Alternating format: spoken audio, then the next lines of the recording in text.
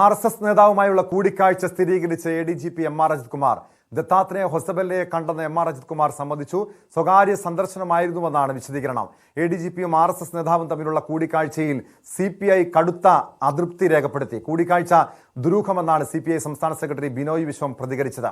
അതിനിടെ ADGP MR Ajith Kumar മുതിർന്ന RSS നേതാവ് രാം മാധവിനെ കണ്ടെന്ന് സ്പെഷ്യൽ ബ്രാഞ്ച് റിപ്പോർട്ടും പുറത്തുവന്നു. കോവളത്തെ ഹോട്ടലിലായിരുന്നു കൂടിക്കാഴ്ച. 2 സന്ദർശന വേളയിലായിരുന്നു കൂടിക്കാഴ്ചയെന്നും റിപ്പോർട്ടുണ്ട്.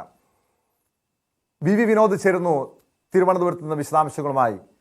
വിനോദ്, കഴിഞ്ഞ ദിവസം പുറത്തു വന്ന ചില വിവരങ്ങൾ, അതായത് തുടക്കത്തിൽ തന്നെ ഈ തൃശ്ശൂർ പൂരം അലങ്കോലപ്പെടുത്തിയതുമായി ബന്ധപ്പെട്ട് പോലീസിനെതിരെ ആരോപണം ഉയർന്നു വന്നതാണ്.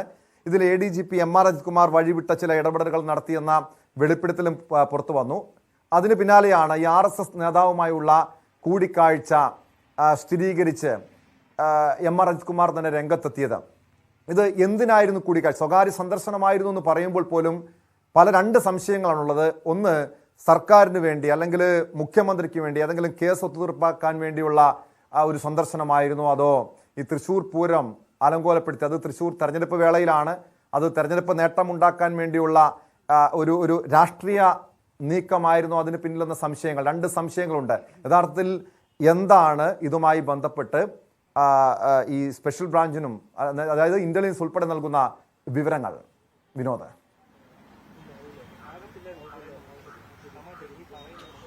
ടോം, RSSന്റെ ദേശീയ സെക്രട്ടറി ദത്താത്രേയ ഹൊസബലെ, അതോടൊപ്പം തന്നെ RSSന്റെ മറ്റൊരു നേതാവായ റാം മാധവ്, ഈ 2 നേതാക്കളെയുമാണ് ADGP MR അജിത് കുമാർ കണ്ടത്. ഈ 2 വെച്ചായിരുന്നു കൂടിക്കാഴ്ച. ദത്താത്രേയെ കണ്ടത് തൃശ്ശൂരിലായിരുന്നു. പാറമേക്കാവിൽ RSSന്റെ ഈ ബൈഠക് നടക്കുന്ന സമയത്ത്, അവിടെ അവരുടെ ഒരു സമ്മേളനം നടക്കുന്ന സമയത്തായിരുന്നു ഈ കൂടിക്കാഴ്ച. ഈ കൂടിക്കാഴ്ചയുടെ വിവരമാണ് ആദ്യം പുറത്തു വരുന്നത്. ആ സമയത്ത് തന്നെ, അതായത് കഴിഞ്ഞ വർഷം മെയിലാണ് ഈ കൂടിക്കാഴ്ച നടക്കുന്നത്. ആ സമയത്ത് തന്നെ സ്പെഷ്യൽ ബ്രാഞ്ച് ഇക്കാര്യം റിപ്പോർട്ട് ചെയ്തിരുന്നു, ഇങ്ങനെ ഒരു കൂടിക്കാഴ്ചയെക്കുറിച്ച്. പക്ഷേ സർക്കാരോ ആഭ്യന്തര വകുപ്പോ അതിന്മേൽ എന്തെങ്കിലും ഒരു അന്വേഷണമോ മറ്റെന്തെങ്കിലും പരിശോധനയോ നടത്തിയതായ വിവരമില്ല. അതുകൊണ്ട് തന്നെയാണ് ഇതിൽ കൂടുതൽ സംശയങ്ങൾ ഉടലെടുക്കുന്നത്. എന്തിനു വേണ്ടിയായിരുന്നു ഈ കൂടിക്കാഴ്ച എന്ന കാര്യം. ADGP MR അജിത് കുമാർ അദ്ദേഹത്തിന്റെ ഔദ്യോഗിക വാഹനം ഒഴിവാക്കി മറ്റൊരു RSS നേതാവിന്റെ വാഹനത്തിലാണ് ഈ ദേശീയ സെക്രട്ടറിയെ കാണാനായി പോകുന്നത്. ആ കാര്യത്തിലും ദുരൂഹത അവശേഷിക്കുന്നു. ഇതിപ്പോൾ ഇടതുമുന്നണിയുടെ ഭാഗത്തു നിന്ന് തന്നെ സംശയങ്ങൾ ഉയർന്നു വരുന്ന സാഹചര്യമാണ്.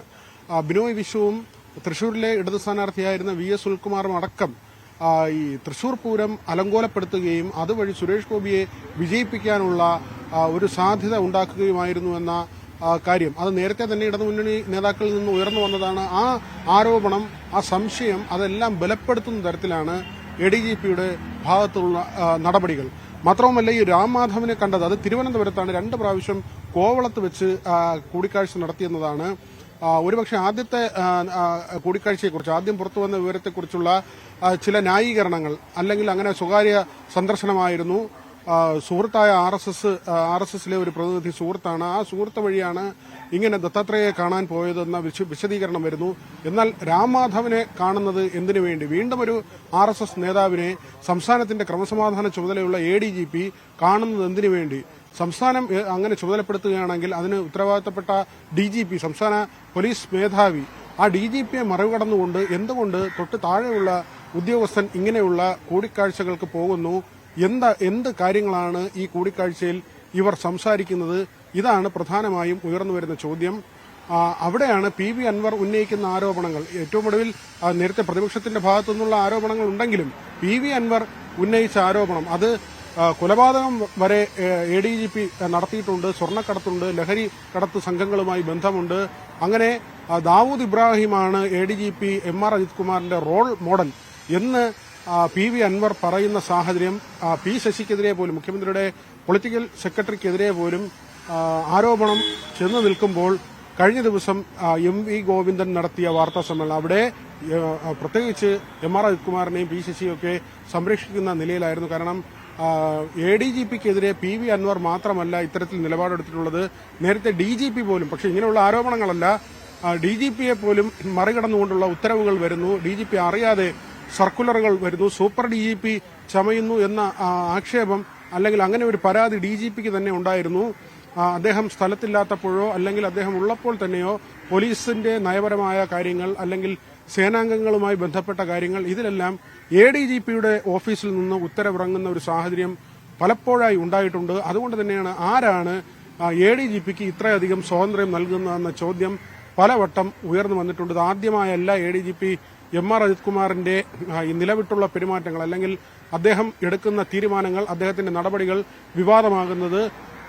സ്വപ്ന സുരേഷിന്റെ കേസുമായി ബന്ധപ്പെട്ട്, സ്വർണ്ണക്കടത്തുമായി ബന്ധപ്പെട്ട് പ്രതിയായ സരിത്തിന്റെ ഫോൺ പിടിച്ചെടുത്തതും സരിത്തിന്റെ കസ്റ്റഡിയും, അന്ന് ലൈഫ് മിഷൻ പരാതി വിജിലൻസിന് മുന്നിലുള്ള സമയമാണ്. വിജിലൻസിന്റെ മേധാവിയായിരുന്നു.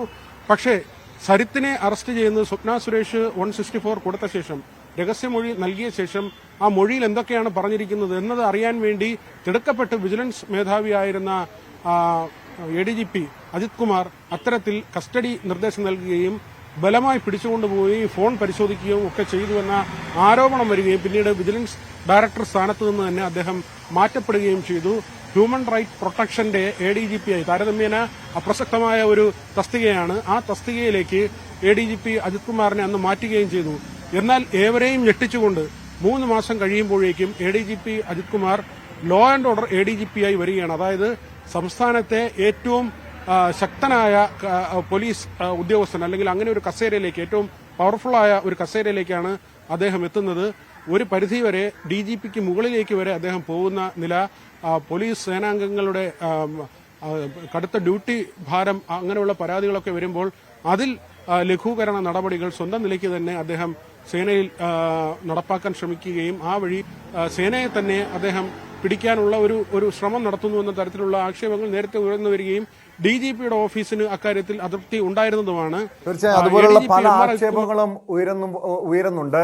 അതിനിടെ MR അജിത് കുമാറിനെതിരെ വിനോദ് ഇപ്പോൾ പ്രത്യേക അന്വേഷണ സംഘം അന്വേഷണം നടത്തുന്നുണ്ടല്ലോ. അതായത് PV അൻവർ MLA ഉന്നയിച്ച ആരോപണങ്ങൾ മാത്രമാണോ ഈ അന്വേഷണ പരിധിയിലുള്ളത്?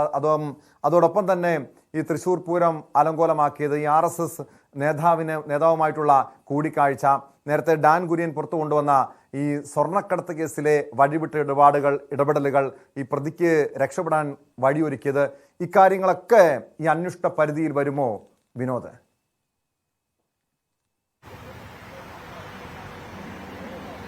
ഇപ്പോൾ ഉള്ളത് PV അൻവർ ഉന്നയിച്ച കാര്യങ്ങളാണ് പ്രധാനമായും ഈ പ്രത്യേക അന്വേഷണ സംഘം പരിശോധിക്കുന്നത്.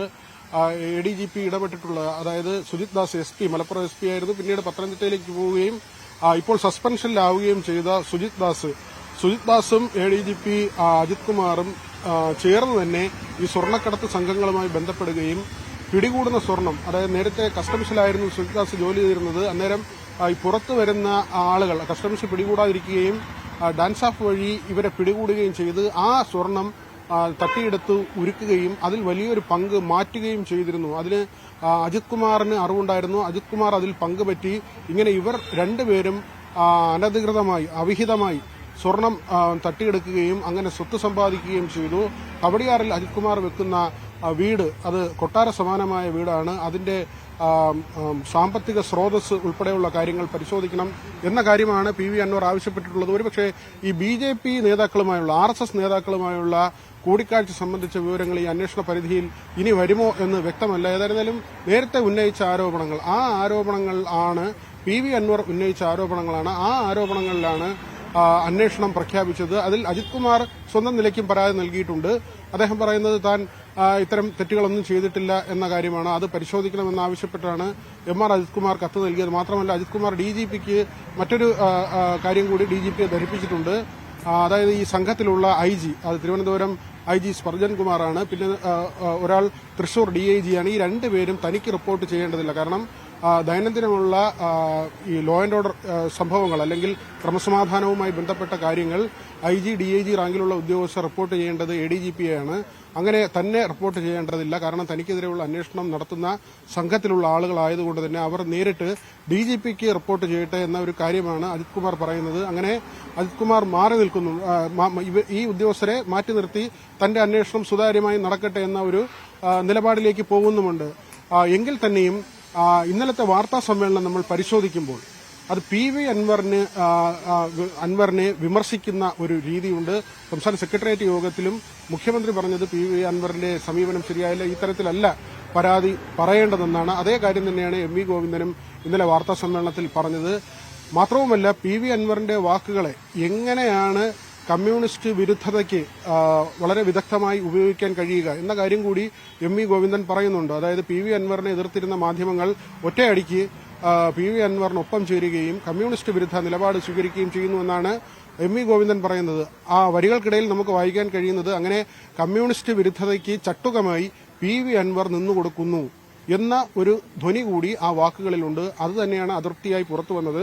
PV അൻവർ പറഞ്ഞ കാര്യങ്ങൾ പരിശോധിക്കും.